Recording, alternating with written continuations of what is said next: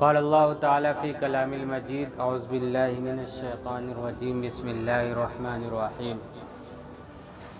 ان عدت الشہور عند اللہ 12 شہرا قال النبی صلی اللہ علیہ وسلم اللہم بارک لنا فی رجب و شعبان وبلغنا رمضان او کما قال علیہ السلام۔ اللہ تبارک و تعالی نے دنیا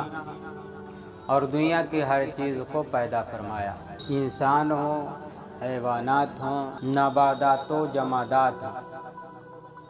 سب کو شجر و حجر ہوں، قمر و نہر ہوں، دریا پہاڑ ہوں، ندی نالے ہوں، دنیا میں جو کچھ چیزیں ہوں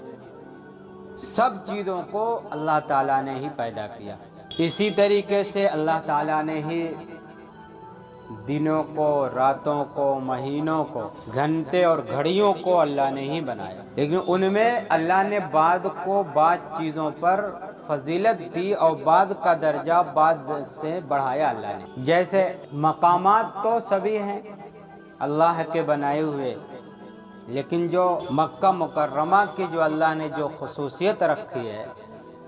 اس دنیا کے اندر، کسی اور کو وہ مقام حاصل نہیں۔ مدینہ منورہ کو جو اللہ نے مقام دیا وہ کسی اور کو نہیں۔ مسجدیں سب اللہ کی اور سب میں نماز پڑھنے کا ثواب ملتا ہے، لیکن مسجد حرام، مسجد نبوی اور مسجد بیت المقدس میں نماز پڑھنے کا کچھ اور ہی ثواب اللہ نے رکھا۔ تو یہ سب کے سب اللہ تعالیٰ ہی کے ہیں، لیکن اللہ نے کچھ مقامات کو دوسری تمام جگہوں پر اللہ نے فضیلت دی، کچھ اپنے گھروں کو دیگر تمام اپنے گھروں پر اللہ نے فضیلت دی، کچھ دنوں کو دیگر تمام دنوں پر اللہ نے فضیلت دی، کچھ مہینوں کو دیگر تمام مہینوں پر فضیلت دی، اسی طرح اللہ نے کچھ راتوں کو دیگر تمام راتوں پر اللہ تعالیٰ نے فضیلت دی۔ اور یہ صرف اور صرف اللہ تعالیٰ یہ جو دنوں کی فضیلت بیان کرتا ہے یا مہینوں کی فضیلت یا راتوں کی فضیلت یا گھڑیوں کی فضیلت، یہ اللہ تعالیٰ نے اس کی فضیلت کو اس لیے بیان کیا تاکہ ہم اس کا لحاظ کر کے اللہ سے قرب اپنا حاصل کر لیں، بنا لیں اور اللہ سے قریب اپنے آپ کو کر لیں۔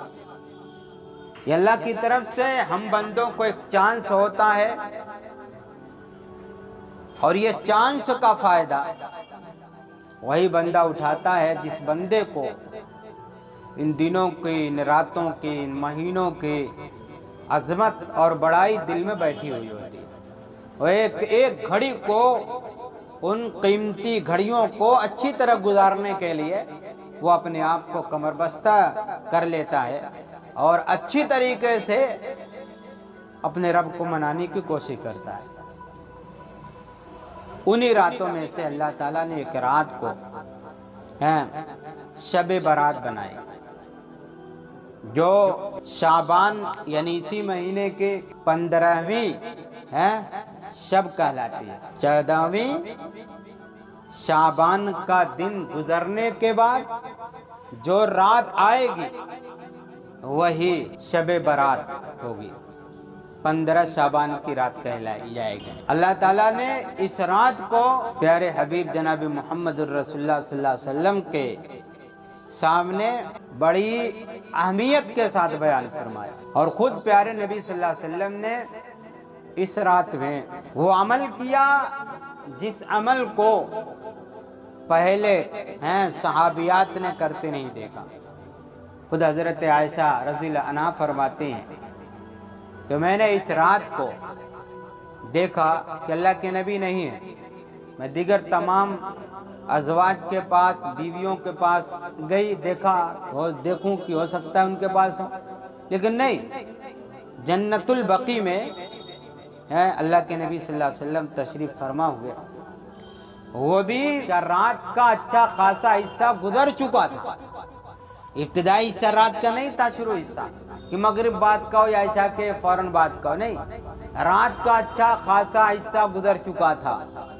اللہ کے نبی صلی اللہ علیہ وسلم کو تلاش کرنے حضرت عائشہ گئی، دیکھا جنت البقیع میں ہیں، اور آپ ہیں قبرستان میں کیا کر رہے ہیں؟ مردوں کے لیے دعائیں مغفرت کر رہے ہیں۔ اور عجیب بات یہ ہے کہ پوری زندگی میں اللہ کے نبی صلی اللہ علیہ وسلم نے صرف ایک مرتبہ ایسا کیا۔ اس سے بڑی ساری باتیں ملتی ہیں کہ شب برات کو قبرستان جانا کوئی لازم و ضروری نہیں ہے۔ اگر ہر سال لازم و ضروری ہوتا تو اللہ کے نبی کو ہر سال دیکھا گیا ہوتا، حضرات صحابہ ہر سال گئے ہوتے، اور تابعین جنہوں نے صحابہ کو دیکھا وہ بھی اس پر پابندی کرتے، تابعین تبع تابعین جنہوں نے تابعین کو دیکھا وہ بھی اس پر کاربند ہوتے،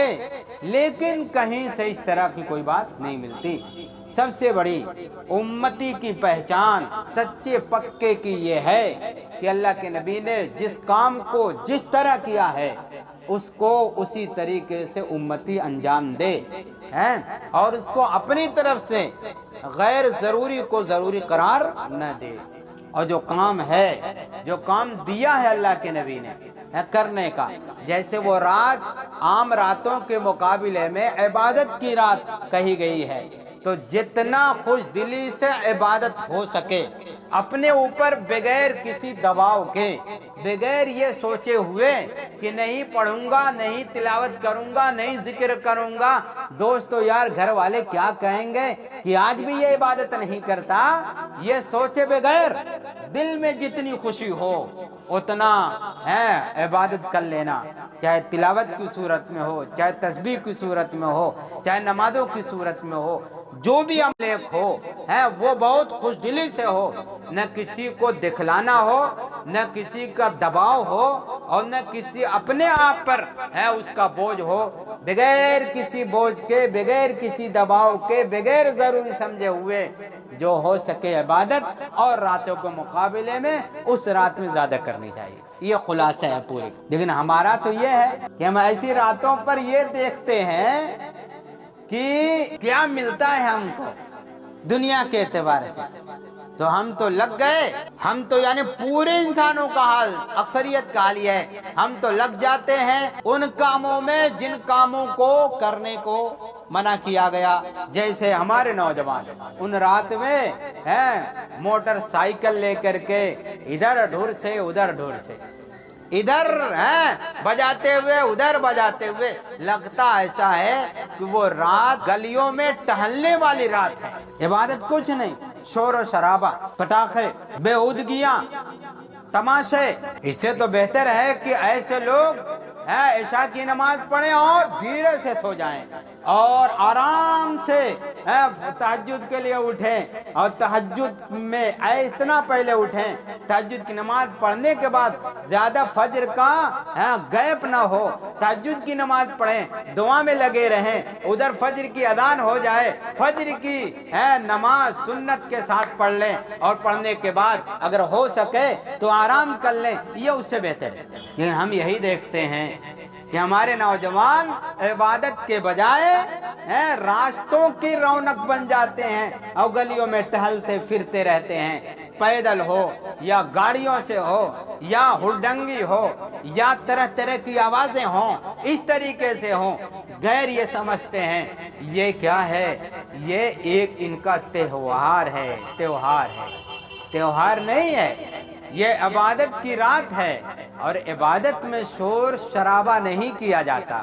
عبادت میں سنجیدگی ہوتی ہے، خاموشی ہوتی ہے، اور عبادت کی رات میں اپنے رب سے ایک بندے کو لو لگانی چاہیے کہ یہ عبادت کی رات آئی ہے، یہ خدا کی طرف سے ہم کو موقع ملا ہے اپنے آپ کو قریب کر لینے کا۔ لاؤ یہ پتہ نہیں پھر آئندہ ہمیں یہ رات ملے گی کہ نہیں ملے گی، لاؤ عبادت کر کے اپنے رب کو منا لیں، اور اس رات میں اللہ تعالیٰ بنو قلب کی بکریوں کی طرح لوگوں کی مغفرت فرماتا ہے، سوائے چند ان محروم لوگوں کے جن کو اللہ معاف نہیں کرتا، جن کی مغفرت نہیں کرتا، حاسد ہوں، ماں باپ کے نافرمان ہوں، ہاں اسی طریقے سے مرد ٹخنے سے نیچے کیا اپنی لنگی یا پیجامہ یا پینٹ کرنے والے ہوں، ایسے لوگوں کی اللہ مغفرت نہیں کرتا۔ یہ کتنی بڑی شدید خدا کی ناراضگی کا یہ بات اظہار کرتی ہے کہ ہم مردوں کے لیے ٹخنے سے نیچے پائجامہ کرنا، پینٹ کرنا یا اسی طریقے سے لنگی کرنا اللہ کے نزدیک کتنا مبغوض ترین عمل ہے، اللہ کو کتنا ناراض کرنے والا عمل ہے، اور اللہ اس عمل سے کتنا ناراض ہوتا ہے۔ لیکن ہم فیشن کی وجہ سے ان باتوں کا دھیان نہیں دیتے۔